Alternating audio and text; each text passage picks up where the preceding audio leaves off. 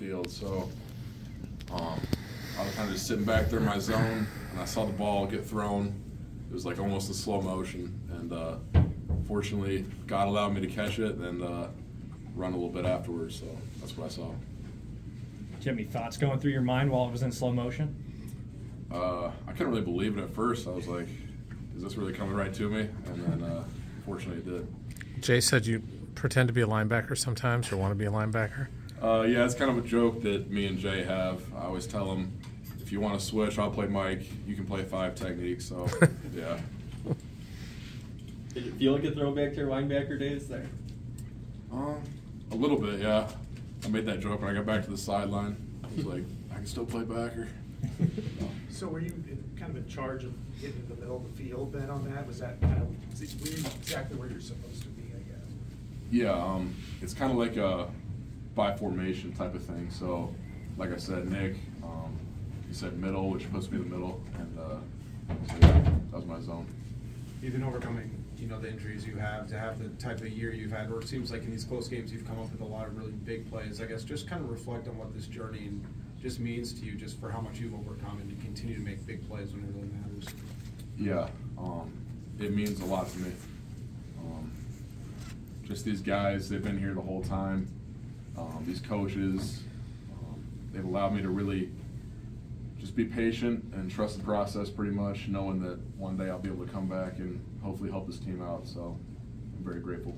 How satisfying is it? What were those hugs like after the game by your teammates on the sideline? That's the best part, I'd say. That's the best part of football in general. Like, these are my brothers, this is my family, so like, just being able to make a big play and then come back and celebrate with these guys is the best part. How satisfying is it to not only make the play yourself, but then the offense does their job, and then Meter kicks the field goal, so it all kind of comes full circle at the end there? Yeah, I think that goes back to what Coach Ferentz says a lot, which is it's about complementary football. So just everybody doing their job, and if we can all do that, it's going to end up in a good product. It's wild just to follow all the games that you guys have won in such close fashion. Like, what is it like to be a part of that, like inside to somehow continue to come out with the wins? It's awesome. It's undescribable. Like, just being in those close games, it's a lot of adrenaline, and then when you finally get it done, it's like, I don't know, I can't really describe it. It's just like the best feeling in the world, I'd say. How do you guys keep doing it though?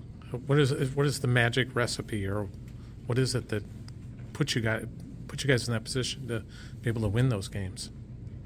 I'd say, kind of like I said, like every week these coaches, they tell us like the offense, the defense, the special teams, we all got to work together and each do our job. And if we do that, we know we have a good chance of being successful. So that's pretty much what's been this entire season.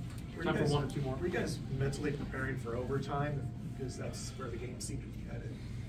I mean, we're just trying to take it one step at a time, pretty much. So we were just focused on what we were doing at that moment and trying to get the stop. So I guess not quite. Yeah. Speaking of making those plays, this is what, the third time that you've had a big, like, late game, fourth quarter play.